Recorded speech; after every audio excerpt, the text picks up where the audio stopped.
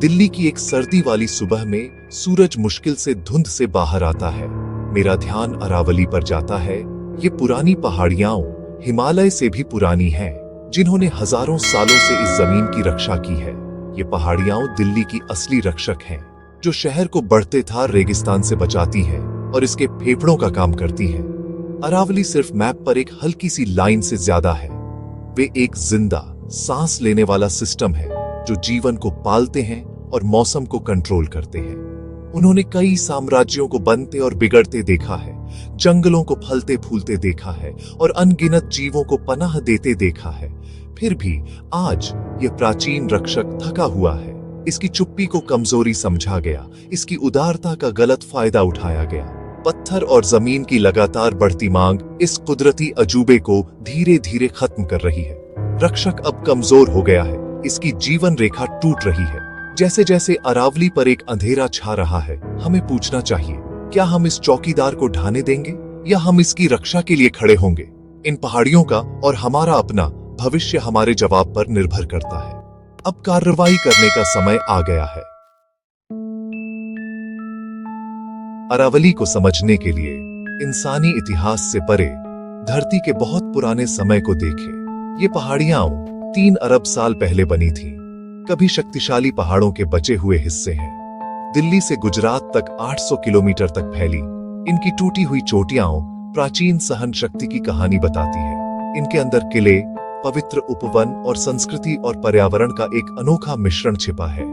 अरावली एक महत्वपूर्ण वन्य जीव गलियारा है, जहां तेंदुए, लकड़बग्घे और अनगिनत पक्षी रहते हैं। इनके जंगल मजबूत धोक पेड़ से भरे हुए मिट्टी के कटाव को रोकते हैं और मुश्किल परिस्थितियों में जीवन को बनाए रखते हैं। फिर भी इनकी खनिज संपदा एक अभिशाप बन गई है, जिससे लगातार खनन और शोषण हो रहा है।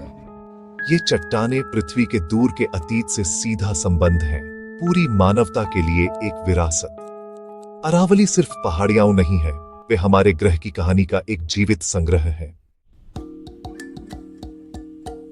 अरावली एक कुदरती दीवार है, जो थार रेगिस्तान को आगे बढ़ने से रोकती है और उपजाऊ मैदानों की रक्षा करती है। ये एक विशाल स्पंज की तरह काम करती है, मानसून की बारिश को रोकती है और उन जलभृतों को रिचार्ज करती है जो लाखों लोगों को पानी देते हैं।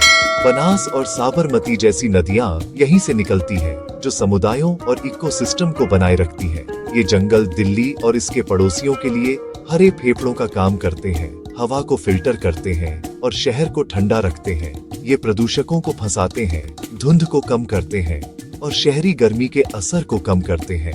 अरावली स्थानीय मौसम को नियंत्रित करती है, बारिश को प्रभावित करती है और अलग अलग प्रजातियों के लिए छोटे छोटे मौसम बनाती है।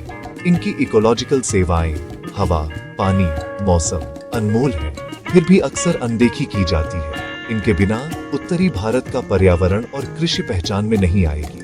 अरावली इस क्षेत्र के स्वास्थ्य और समृद्धि का शांत इंजन है। अपनी कीमत के बावजूद अरावली को अवैध खनन और बेरोकटोक शहरीकरण से गंभीर खतरा है।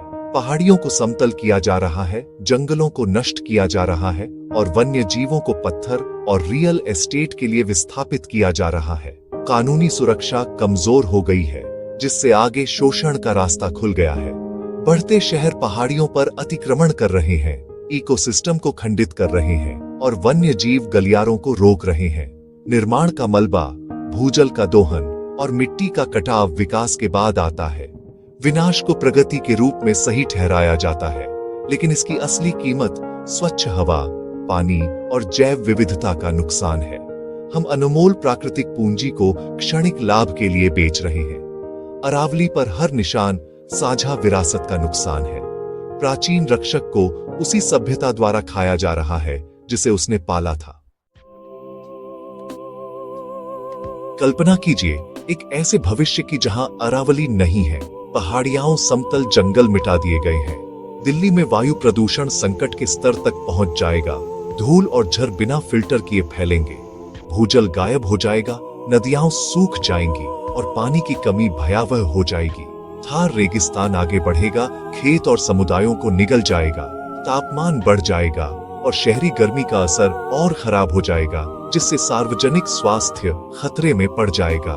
बारिश अनियमित हो जाएगी, सूखे और बाढ़ और गंभीर हो जाएंगे, जैव विविधता खत्म हो जाएगी और सांस्कृतिक विरासत का कोई मतलब नहीं रह जाएगा। हम सिर्फ एक इकोसिस्टम ही नहीं बल्कि अपनी पहचान का एक महत्वपूर्ण हिस्सा खो देंगे। अरावली के बिना एक दुनिया ज्यादा गर्म, ज्यादा सूखी और अतुलनीय रूप से गरीब होगी। खतरों के बीच अरावली को बचाने के लिए एक जन आंदोलन के रूप में उम्मीद जग रही है। छात्र, कार्यकर्ता, ग्रामीण और शहरवासी पहाड़ियों को बहाल करने और बचाने के लिए एकजुट हो रहे हैं।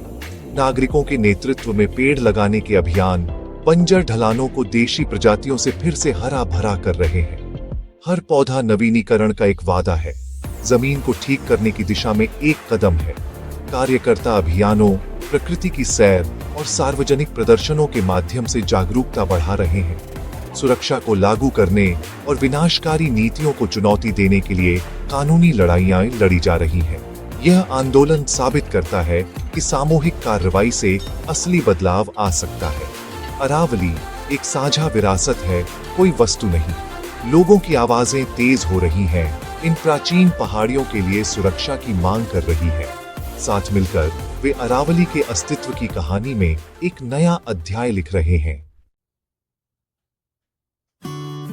दिन के अंत में मैं अरावली के बारे में सोचता हूँ, सिर्फ पहाड़ियां ही नहीं बल्कि हमारी सभ्यता की जड़ें। इनकी रक्षा करना हमारा कर्तव्य है, जो हम खुद पर और आने वाली पीढ़ियों पर एहसान करते हैं। क्या हमारे बच्चे जंगलों और स्वच्छ हवा को विरासत में पाएंगे या धूल और कमी की दुनिया को? अरावली को बचाने के लिए हर कार्रवाई उनके भविष्य में एक निवेश है। खामोश रहने का समय खत्म हो गया है। हम में से हर एक की एक भूमिका है। इस संदेश को साझा करें, स्थानीय प्रयासों का समर्थन करें और मजबूत सुरक्षा की मांग करें। जनता की राय को एक ऐसी दीवार बनने दें जिसे कोई भेद न सके। अरावली ने हमें सदियों तक आश्रय दिया है, अब हमारी बारी है कि हम उनकी रक्षा करें। आइए साथ मिलकर खड़े हों, यह सुनिश्चित करते हुए कि ये प्राचीन पहाड़ियां आने वाली पीढ़ियों के लिए ऊंची खड़ी रहे। देखभाल करने और कार्रवाई करने के लिए धन्यवाद।